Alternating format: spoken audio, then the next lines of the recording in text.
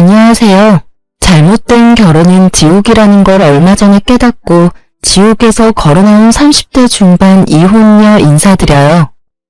보통의 사람들에게 결혼이란 미워도 미운 정으로 사는 것이지만 저에게 첫 번째 결혼은 정말 지옥 그대로였어요.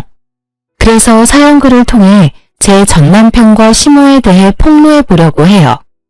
저는 그리 잘 사는 집딸은 아니었어요.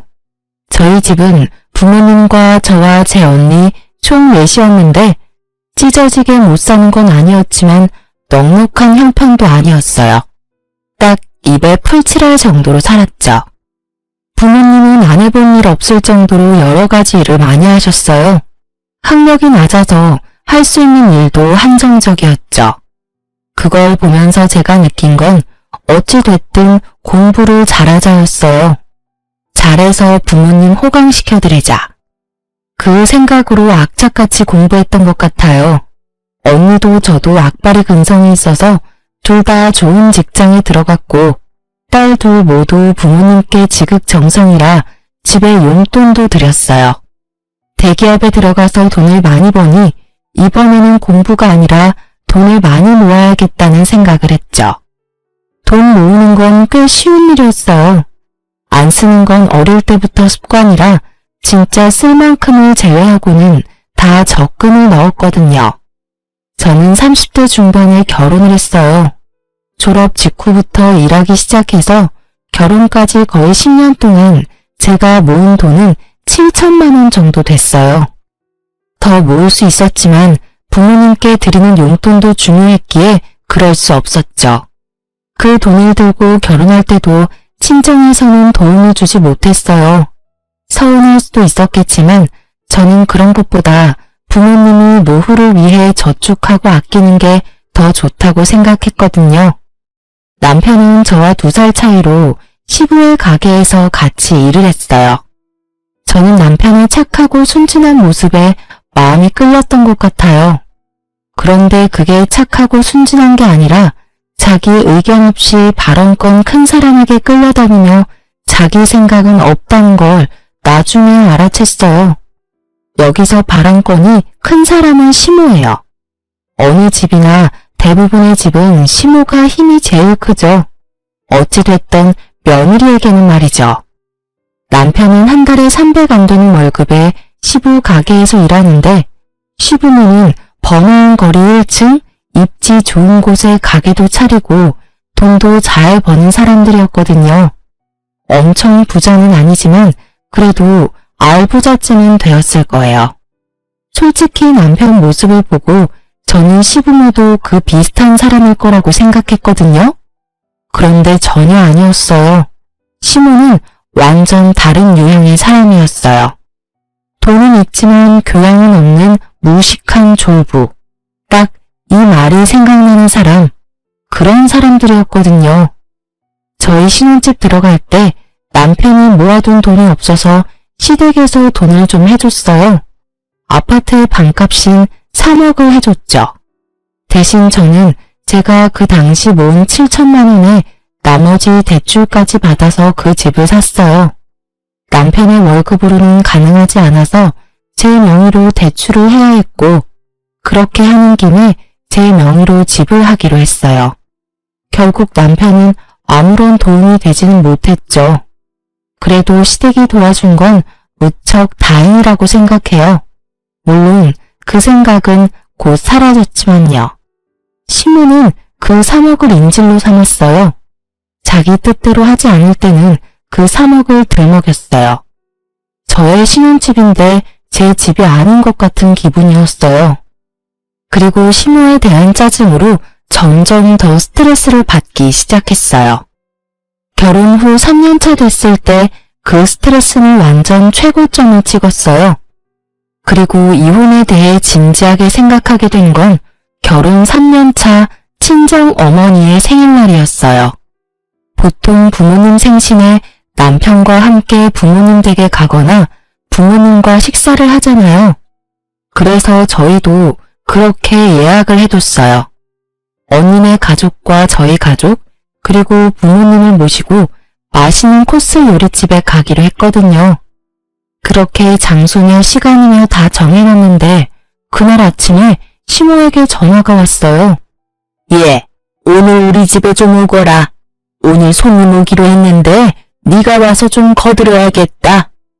그 말에 저는 당황했어요. 약속이 잡혀있는데 갑자기 나오라고 하니 당연히 당황할 수밖에요. 어머님, 죄송한데 저희 오늘 약속이 있어요. 벌써 한 달 전에 잡아놓은 약속인데 그이한테 못 들으셨어요? 저희 친정어머니 생신이라서 식사하러 가기로 했거든요. 그러면 약속을 좀 미루던지 네가 좀 늦게 가면 되지 않니? 오늘 오시는 분도 겨우 시간이 돼서 여기 온 건데 너는 이 집 며느리가 돼서는 어째서 친정만 신경 써? 쥐뿔도 없는 친정에 신경 쓰느라 시댁은 아주 뒷전이네. 그 말에 화가 확 났지만 일단 참았어요. 손님한테는 죄송하지만 남편이 아무 말도 없었어요. 손님 온다고 했으면 제가 시간을 빼놨을 텐데요. 그래서 결국은 못 오겠다 이거니? 정말 기분 나쁘네. 너 시집을 왔으면 친정보다는 시댁이 우선이야. 너희 집 행사가 아무리 중요해도 시댁 행사보다 중요한 법은 없어. 왜 이런 애를 며느리로 들여가지고. 결국은 항상 듣던 말로 마무리했죠. 저는 전화를 끊고 남편에게 물었어요. 손님 오는 거 알았냐고요. 그랬더니 남편은 자기도 모르는 일이라고 하더군요. 약속을 하고 온 게 아니라 이곳에 온 김에 약속을 잡은 것 같더라고요. 솔직히 나중에 잡힌 약속이라도 그게 중요하다면 앞에 잡은 약속을 깰 수도 있다고 생각은 해요. 그렇지만 그 손님은 친인척도 아닌 시모의 지인일 뿐이었고 친정 어머니의 생일은 당연히 중요할 수밖에 없잖아요. 그래도 시모가 떽떽거리는 게 신경 쓰여서 남편에게 시댁에 가서 좀 거들어드리라고 했어요. 남편은 가기 싫어했지만 시모 성격을 알고 있으니 결국 제 발로 가더군요. 그렇게 생일을 치르고 집에 돌아와 이틀이 지났을 무렵이었어요. 주말이었는데 시모가 찾아왔더군요. 무슨 일로 찾아왔나 싶었는데 들어오면서 이미 기분 나쁜 티를 팍팍 내고 있더군요. 어머님, 어쩐 일로 주말 아침 일찍부터 오셨어요? 연락 주셨으면 저희가 시댁 갔을 텐데요. 너 시댁 오는 거 싫어하지 않니? 이틀 전에도 그렇게 시댁 오라고 했는데 친정이 홀랑 가버리고. 아, 그건 그때도 말씀드렸다시피 생일이 있어서. 됐다. 내가 너희 친정 일에 그리 자세히 알 바 없지 않니? 이야기하지 마. 그냥 내가 빌려준 돈 3억 나한테 돌려줘. 너 하는 거 보니까 내가 그거 빌려준 게 너무 아까워서 그런다. 이럴 줄 알았으면 그 돈 안 빌려주는 건데 괜히 빌려줘서는 며느리한테 무시당하는데 돈이라도 받아야 되지 않겠니? 어머님, 저 혼자 사는 집 아니고 남편도 같이 사는 집이에요. 남편 대신에 어머님 저희 집 사라고 돈 빌려주신 건 감사하게 생각해요. 그 돈도 여력이 되면 갚으려고 저희도 계획하고 있어요. 그리고 저는 어머님 무시한 적 없어요. 어머님이 뭘 어떻게 느끼셨는지는 모르겠지만 친정어머니 생신날에 시댁 못 갔다는 게 그렇게 화가 나실 일인지는 모르겠어요. 어머님도 친정어머니 생신 겹쳤다고 시댁 제사인데도 친정에 가시잖아요. 저한테 제사 맡겨두시고. 그 말에 시모 얼굴이 순식간에 벌겋게 달아올랐어요. 저는 본 그대로 말했을 뿐이었어요. 물론 여태껏 아무도 지적하지 않았던 걸 지적했을 뿐이죠. 세상에서 제일 치사한 게 음식 갖고 장난치는 거랑 부모님 욕되게 하는 거 아니겠어요? 그래서 저도 그대로 돌려드렸죠. 그랬더니 시모가 완전 발광을 하더군요. 야, 너 뭐라고 했어? 그래서 내가 친정 간다고 너 나한테 뭐라고 하는 거니? 와, 남의 약점 잡아서 사람 무안 주니까 기분 좋니? 기분 좋을 리가 있겠어요? 저도 영원히 말하지 않고 끝내고 싶었는데 어머님이 제가 친정 간 일로 그렇게 말씀하시니까요. 제가 어머님을 무시한 적 없다는 걸 알려드리고 싶어서 말씀드렸어요. 그리고 매번 빌려주신 돈 3억을 인질로 잡으시는데 그러지 말고 이 집 팔고 다른 곳으로 이사 갈게요. 어머님이랑 남편이 원해서 이 지역으로 온 거잖아요. 특히 집값은 비싸고 집은 작아서 마음에 안 들었어요. 차라리 시댁에서 좀 멀더라도 더 크고 저렴한 집 찾는 게 나을 것 같네요. 그 말에 남편과 시모 얼굴이 모두 죽상이 됐어요. 특히 남편이 더 싫어했어요. 제 이야기가 나오자마자 시모를 데리고 밖으로 나가더군요.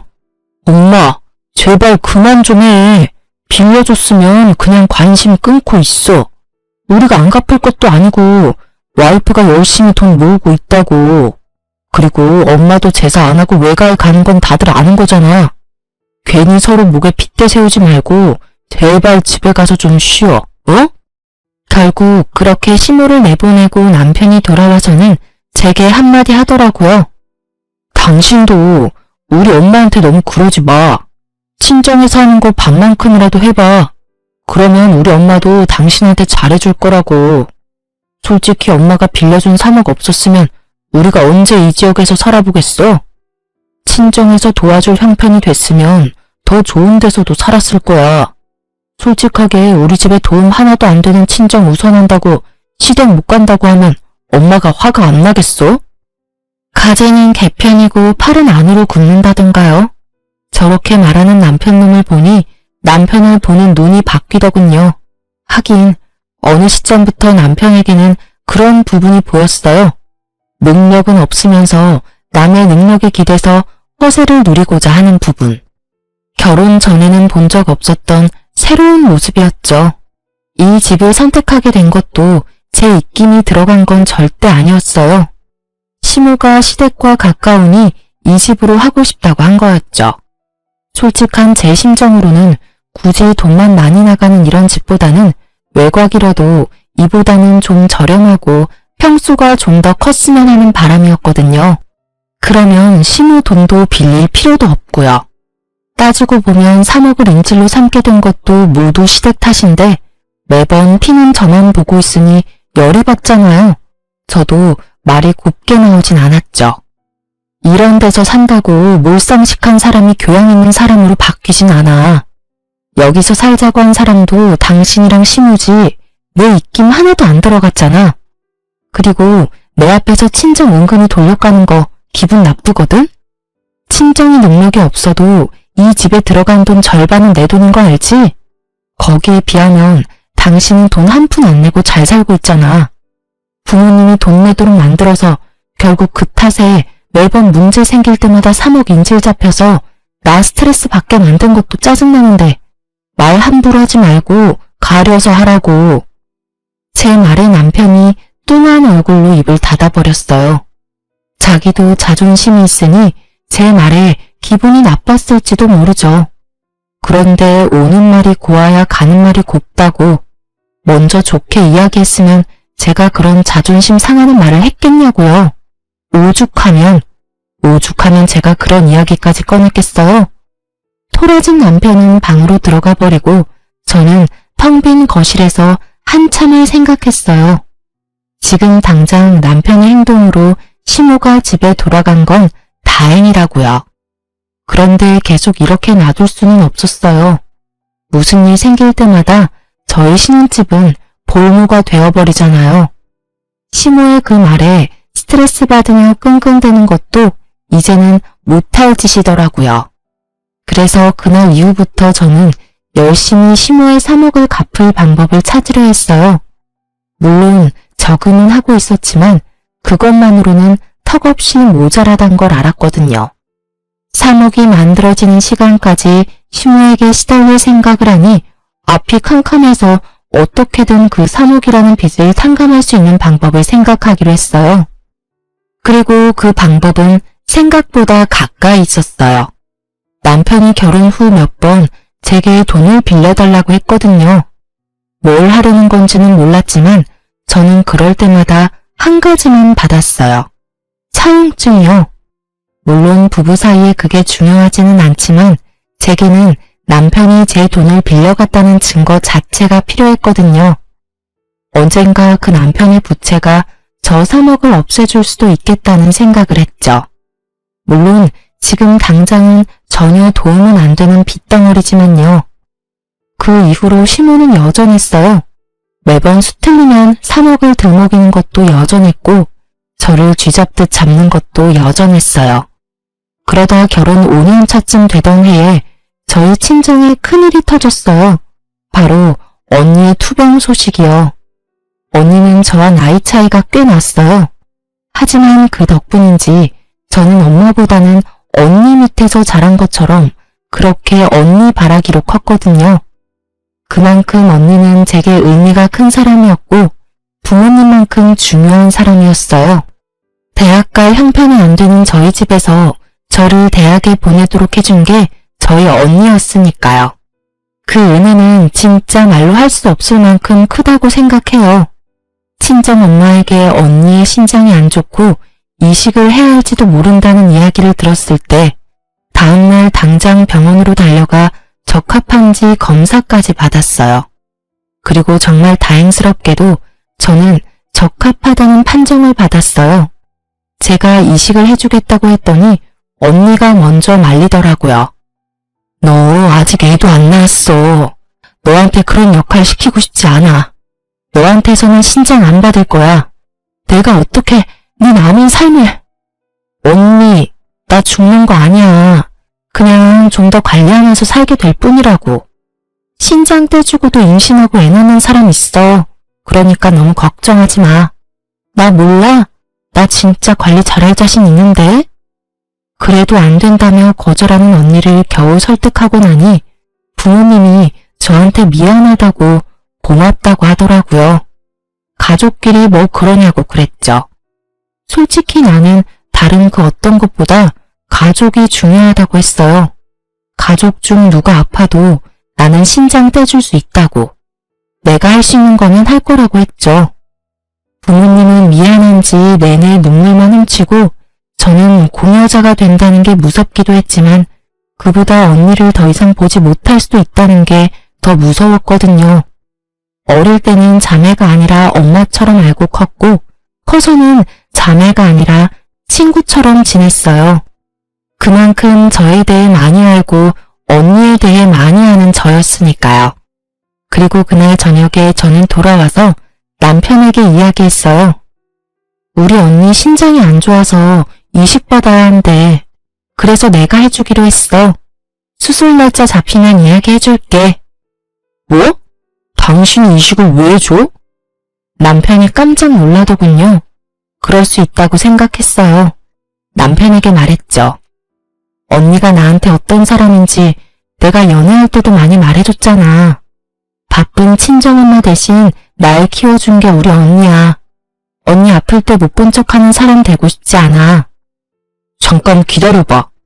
제 말에 남편이 다급히 제 말을 끊고는 어디론가 전화를 걸었어요.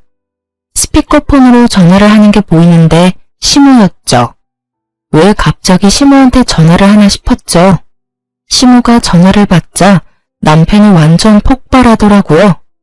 엄마, 지금 큰일 났어. 와이프 처형한테 신장 한쪽 주기로 했대. 뭐? 그게 무슨 소리야? 당장 며느리 바꿔봐. 스피커로 듣고 있으니까 엄마가 설득 좀 해줘.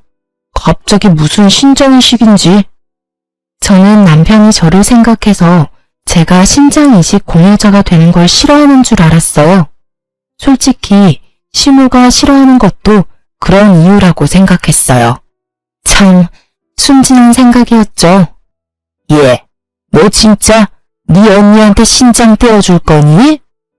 네, 어머님. 언니 상태도 많이 안 좋고 제가 적합자이기도 하고 언니한테 신세진 것도 많으니 신장 이식해줄 생각이에요. 안 된다. 네가 왜 신장을 줘? 절대로 안 돼. 어머님, 제 걱정은 하지 마세요. 수술이 어렵긴 하지만 교수님도 실력 있으신 분이고 관리만 잘하면 괜찮다고 하셨거든요. 누가 네 몸 걱정해서 이런 말 하니? 네가 신장 떼고 나면 나중에 우리 아들, 우리 식구들 아플 때 네 신장 하나면 누가 그걸 줘? 네 신장은 남겨놔야 우리 가족들도 여차할 때 안심이지. 신장 하나 떼주고 나면 다른 이식이나 수술은 안 될 거 아니야? 그 말에 저는 순간 말을 잃었죠. 제 몸 걱정이 아니라 제 몸을 시댁 아플 때를 위한 여유분으로 생각하는 시모의 말에 제 귀를 의심했어요. 며느리가 그런 용도의 사람이 아니잖아요. 그래, 당신 잘 생각해. 솔직히 나는 당신이 공여자 되는 거 싫어. 걱정된단 말이야. 그래도 남편만은 내 몸을 생각해주는구나 싶어서 안심하려던 그때 남편이 말하더군요. 당신 이식 수술하고 나면 살림은 누가 해? 나 혼자서 밥하고 빨래하는 거 나 못해. 당신도 잘 알잖아. 당신이 해줘야 하는 데다가 당신 아파서 쉬면 월급은? 솔직히 당신이 좀 더 버는데 그 월급 없으면 우리 좀 힘들지 않아? 제 몸 걱정이 아니라 지 몸 걱정하는 남편의 말에 저는 다시 말을 잃었죠. 친언니가 저한테 어떤 사람인지 남편은 잘 알고 있으면서 제게 그런 말을 하는 거예요. 진짜 남편은 머리통 한 대 날리고 싶었어요. 시모는 그 이전의 문제였죠. 정말 대단한 모자지간이라고 생각했어요. 어쩜 둘이 똑같이 몰상식할 수 있는지. 콩콩 팥팥이라고 딱 시모시는데 남편 난 거예요. 저는 너무 열받아서 남편에게 말했어요. 내 몸이고 내가 알아서 할 거야. 게다가 어머님도 이상한 말씀하시네요. 어째서 제가 시댁 식구 아플 때 이식을 해줄 거라는 전제로 이야기를 하시는지 모르겠네요. 제가 죽였다고 언제 계약서라도 썼어요? 그런 건 계약서를 안 써도 당연히 해야 하는 거 아니니? 네 남편이 지금 당장 아프다고 하면 당연히 네가 이식이든 뭐든 해야 하는 거 아니냐고. 물론 부모인 우리들이 아파도 마찬가지지. 며느리가 돼서 그런 건 당연한 거야. 그러니 친정에 신장 이식하는 건 절대 안 된다. 우리는 절대 반대야. 제가 제 가족한테 주는 게 뭐가 문제예요? 어머님, 남편이 아파서 이식할 상황이 왔을 때 제가 상황이 안 되면 시댁 식구 중에 누구 하나가 이식해 주겠죠. 왜 저한테 그걸 다 하라고 하는지 모르겠네요. 장기 맡겨놓으셨어요, 저한테? 아니면 며느리 아주 마음에 들지도 않는데 그럴 용도로 쓰라고 결혼시키셨어요? 시집 온다는 게 그런 거 아니니? 친정보다 시댁이 우선인 게 당연한 일 아니냐고. 너 항상 그런 식으로 삐딱하게 구는데 이번에는 절대로 그냥 못 넘어가. 너 그 이식 아주 하기만 해봐. 두 사람이 뭐라고 반대를 하든 저는 이식할 거예요. 이미 날짜도 다 잡아놨고요. 저는 그렇게 말하고 대화하기 싫다는 듯 집을 나와버렸죠. 저런 인간들을 가족이라고 데리고 있는 제가 너무 불쌍하고 비참하더라고요. 제 가치가 그것뿐이라는 듯 말하는 시모의 남편이 너무 짜증나고 열받았어요. 집에 돌아오니 꼬치꼬치 언제 수술이냐고 묻는 남편에게는 대답조차 해주지 않았어요. 분명히 반대하면서 방해할 게 뻔해 보였거든요. 그리고 제 예상 그대로 시모의 남편은 어떻게 알아냈는지 이식 수술날 집 앞에서 저를 막고 섰어요. 가지마. 너 경고했어. 별것도 아닌 집안에 네 몸뚱이 주는 거 나 용납 못해. 그 몸 고스란히 시댁 가족을 위해서 관리나 하라고. 안 그래도 너희 시아버지 요새 간이 안 좋아서 힘든데 혹시라도 이식할 상황 생기면 네가 책임져야 하지 않겠어? 이런 식으로 몸 상태 망가뜨리는 거 난 용서 안 할 거야.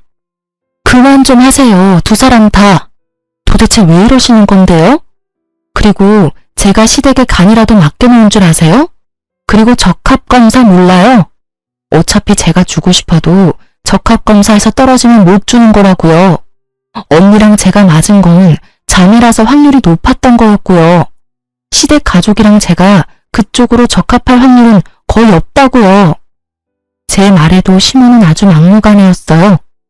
그런 말로 나 속이려 해도 나는 안 속아.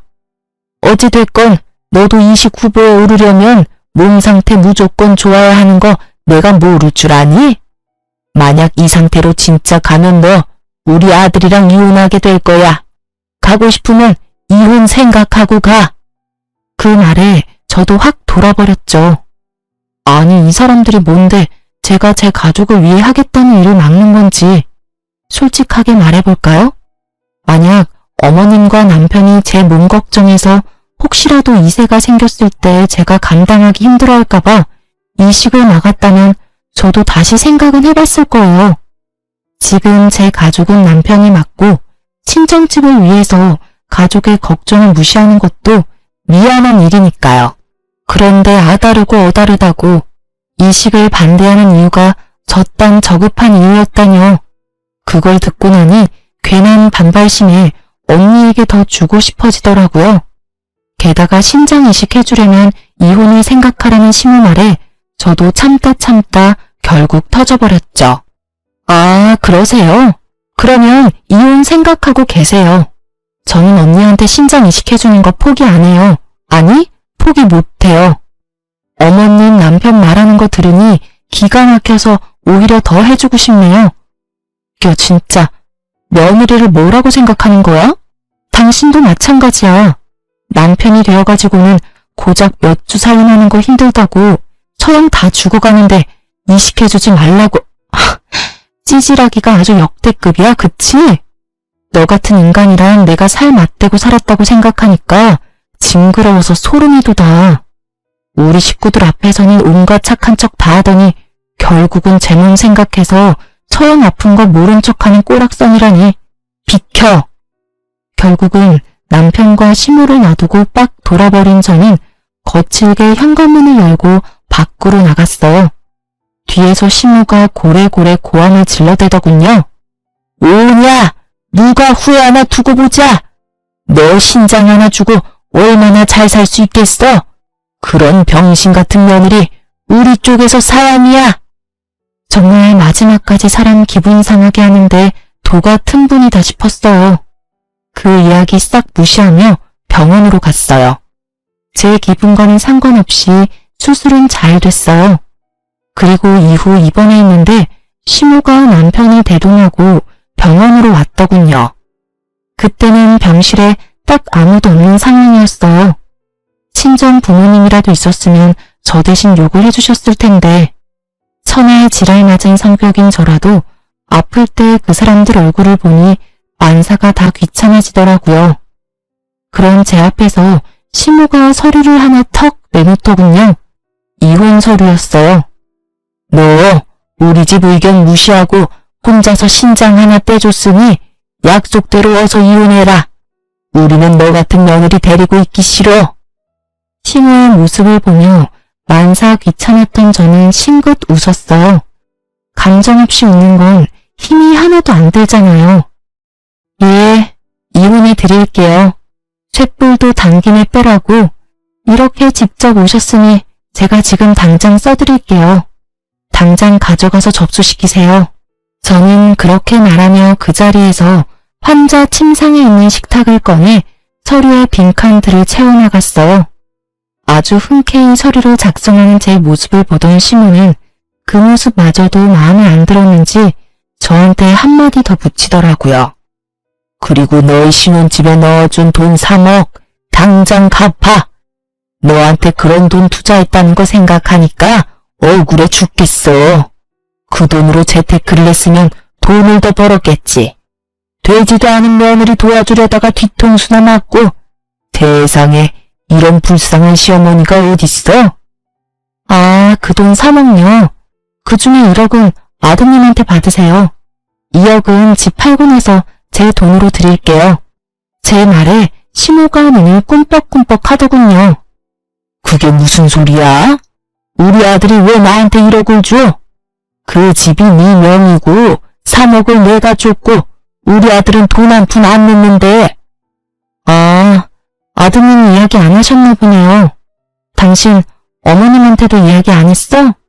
그런 말을 안 하면 곤란하지. 이제 두 사람 재산 정확하게 갈라야 하는데 이런 다툼의 여지를 남겨두면 일이 좀 커지잖아. 제 말에 남편은 꿀먹은 벙어리가 됐어요. 기세 좋게 시모 앞세워 들어올 때는 그런 생각 들지도 않았나 보죠. 당신 집 담보로 돈 1억 빌려갔잖아. 그거 빌려가서 코인하다가 망해서 다 날렸고. 어차피 지금 당장 돈 없지? 묻지만 부부끼리 빌린 돈이고. 부부끼리 빌린 돈이라도 차용증은 썼잖아. 그리고 당신이 내 돈 빌려간 건 사실이고 나는 그거 갚으라고 이야기했어. 그거 갚기 싫으면 당신이 어머님 설득해. 그 빚 제한한 조건으로 2억만 받아가시라고. 그럼 딱 되잖아. 눈앞에서 받아야 할 돈이 3억이 2억으로 바뀌니 시모가 화가 나서 버럭거리더군요. 야, 이 망할 년이 너 뭔데 우리 아들을 빚진 사람 취급해?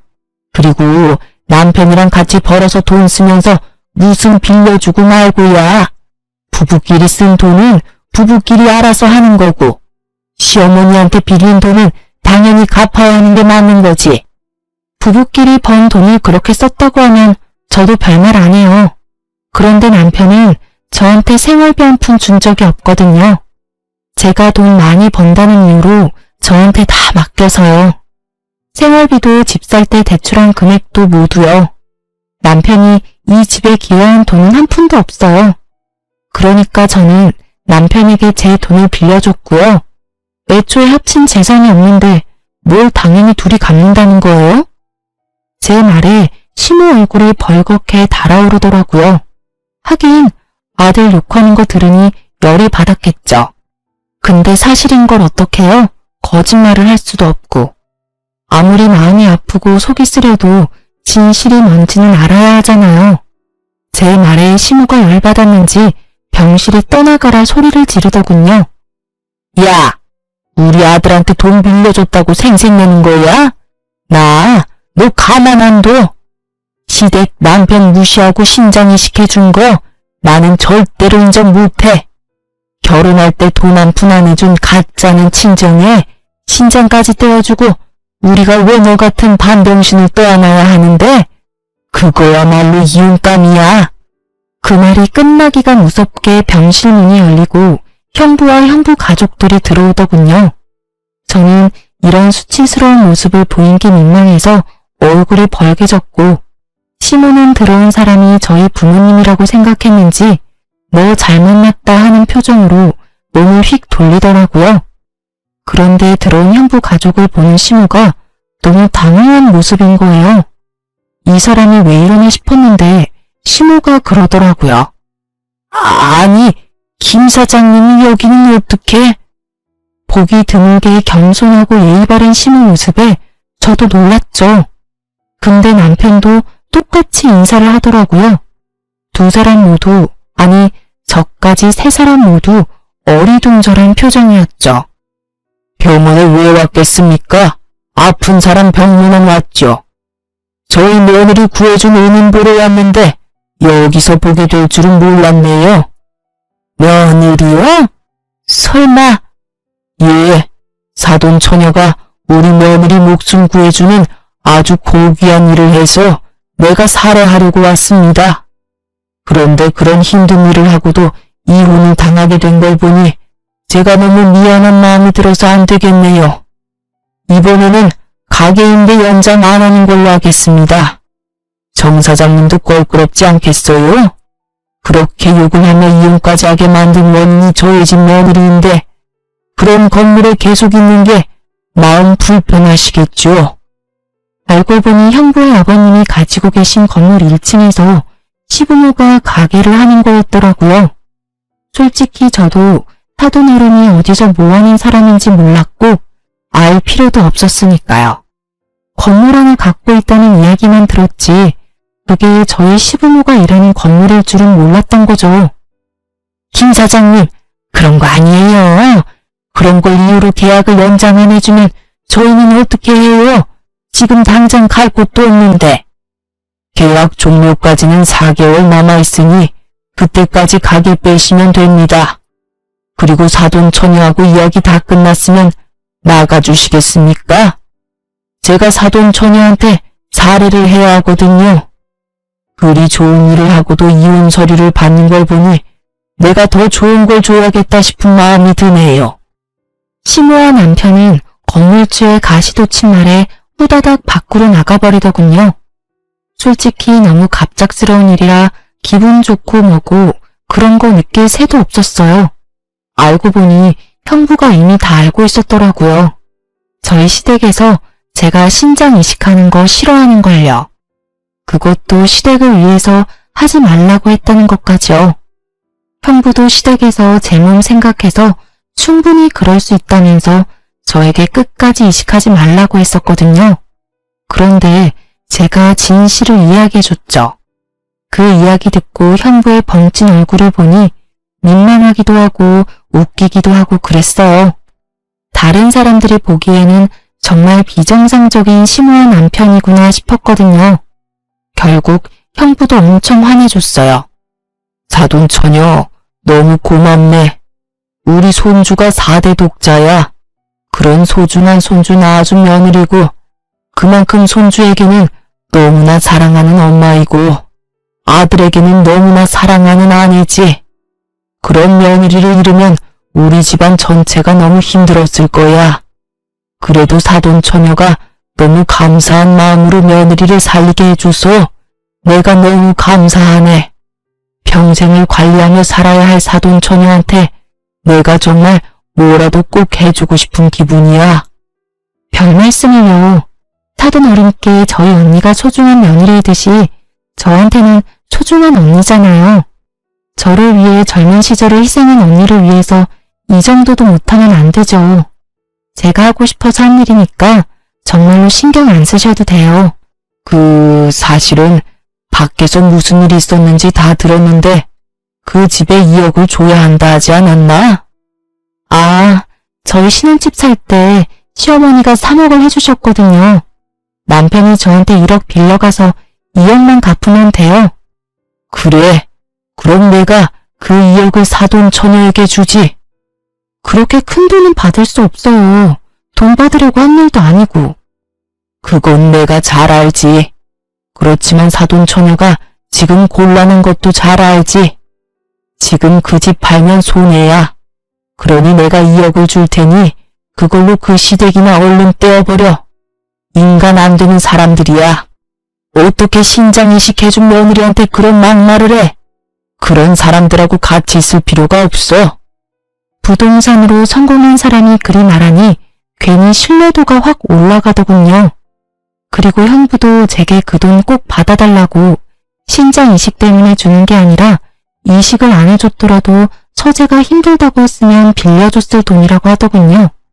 그래서 저는 감사하게 그 돈을 받았어요.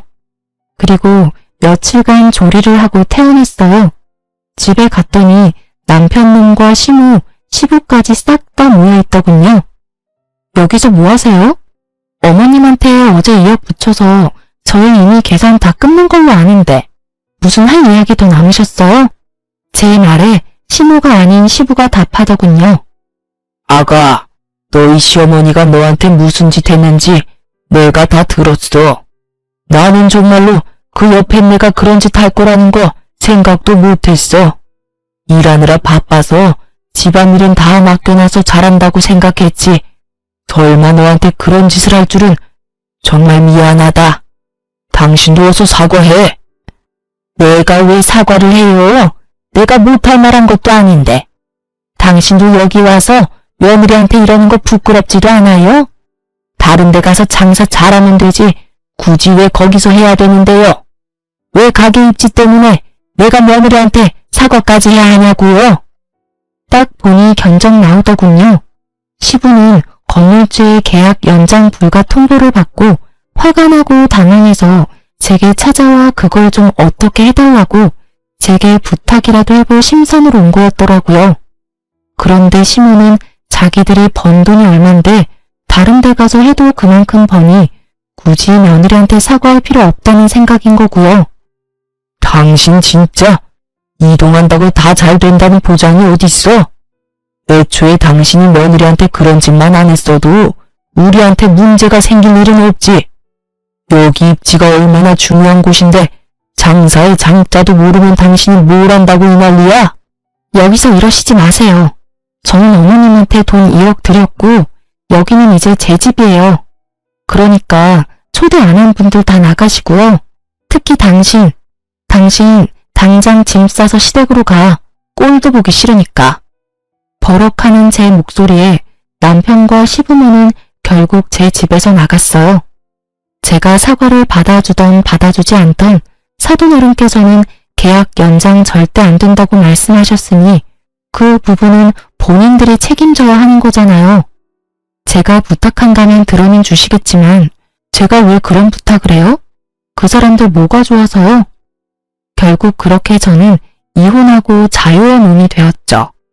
하지만 그것도 정말 잠시였어요. 형부가 혼자 사는 저에게 친구를 소개시켜줬거든요.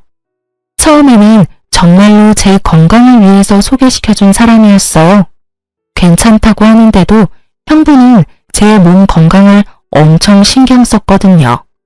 그러면서 친구 중에 의사가 있는데 그 친구가 잘 봐줄 거라며 소개해줬어요.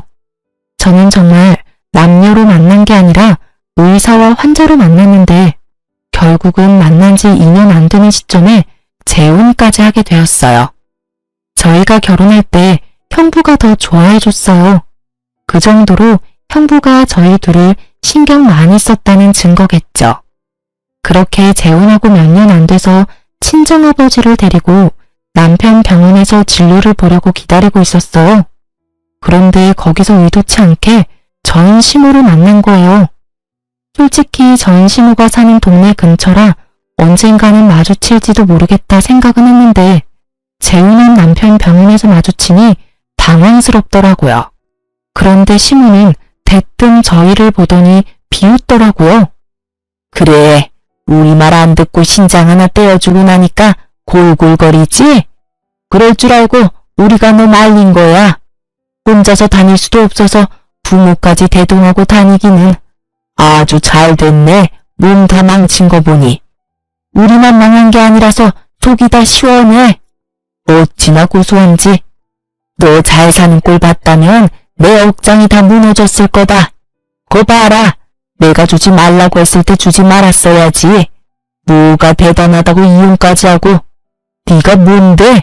너 딸과 뭔데 우리 아들을 이혼남으로 만들어? 누가 누굴 이혼남으로 만들었다고 저러는지. 이혼 서류 가져와서 눈앞에 들이댄 것이 본인이라는 걸 기억 속에서 까맣게 잊으셨나 보더라고요. 그 말에 제가 발끈해서 한마디 하려는데 아버지가 말리더군요. 허허, 걱정해줘서 고맙습니다. 그런데 우리 딸은 아픈 게 아니고 제 건강검진을 위해 병원까지 같이 따라와 준 겁니다. 그리고 이 병원도 남의 병원은 아니고요. 우리 사위가 여기서 일해요. 이전에 사위가 돈 한 푼 벌어다 주지도 않고 비트코인인가 뭔가로 마누라한테 빌린 돈만 날리는 무능력한 남자였던지라 이혼하고 의사 사위랑 재혼하게 돼서 너무 다행이지요. 뭐라고요? 이 양반이 정신이 나갔나? 어디서 남의 아들한테 무능력하다 어쩌다 말이 많아요? 진짜 명예훼손죄로 한번 감옥에 들어갔다 나와 볼래요? 시모가 소리치는데 의사 가운 입은 지금의 남편이 저와 아버지에게 다가왔어요. 장인어른, 오래 기다리셨죠? 이제 곧 들어가시면 될 것 같은데 혹시 이분은 아는 분이신가요? 그냥 지나가는 아줌마인데 우리한테 아주 악담을 퍼붓지 뭔가. 우리 딸한테 막말을 해서 내가 좋게 다루고 있던 중이지. 내가 저 아줌마를 잘 알거든. 얼마 전에 가게도 망하고 자식 농사도 망했거든. 그래서 마음이 많이 아픈 사람이야. 아버지의 그 말에 저는 웃지도 못하고 시모는 얼굴이 달아올라서는 입만 발싹거리다가 결국은 찍소리도 못하고 도망쳐버리더군요. 2번 다시 남편 병원에 오지 않을 것 같더라고요. 친정아버지는 시모에게 한 방 먹인 게 기분이 좋았는지 검사받는 내내 허허거리시고 저는 시모의 그 도망치듯 떠나는 모습이 떠올라 솔직히 속이 시원했어. 이혼하고 나서 자유의 몸이 된 게 너무 즐거웠지만 한편으로는 걱정도 많이 했어요. 건강 상태가 나쁜 상태로 이혼을 진행했어야 했고 혼자 집에 있는 것도 힘들었어요. 하지만 다른 가족들이 정말 잘 도와줘서 이혼도 건강도 잘 정리된 것 같아요. 자존심 때문에 혼자서 모든 걸 하려고 했다면 결국 망하는 건 저였을지도 모르죠. 그렇지만 주변의 도움을 많이 받을수록 점점 저는 더 평온하게 살 수 있게 됐어요. 지금의 남편과 언니, 형부에게 너무 고마워요. 그리고 돈 빌려준 걸로 사람을 매번 괴롭히는 전 시모와 돈 한 푼 안 주면서 시모 능력의 빌부터 뭐든 자기 위주로 생각하는 전 남편과 손절한 게 다행이었죠. 지금도 그때를 생각하면 열이 확 오를 때도 있어요. 그걸 참고 살았다면 제정신으로 살지 못했을 거라는 생각도 많이 들 정도예요. 이혼은 가볍게 결정할 일은 아니에요. 그렇지만 내 남은 인생을 어떻게 사는지를 결정하는 일이긴 하죠. 결혼이 인생의 가장 중요한 선택이듯 이혼도 남은 인생을 어떻게 보낼 수 있을지를 선택하는 중요한 분기점이 될 수도 있어요. 글을 쓰면서 많은 생각이 교차했지만 결국에는 이혼은 참 잘했다 싶어요. 마음이 편안하다는 건 그 무엇보다 중요하거든요. 남들 눈에는 별거 아닌 일들이 제게는 너무도 힘들고 큰일이었듯 어떤 이유로 이혼하든 그것은 그 사람에게는 아주 큰 이유가 있는 거라고 생각해요. 이혼 전에는 그런 생각 못했거든요. 경험하고 나서야 보이는 것들이 또 있는 것 같아요. 쓰다 보니 글이 길어지게 됐네요. 읽어주신 분들 감사합니다.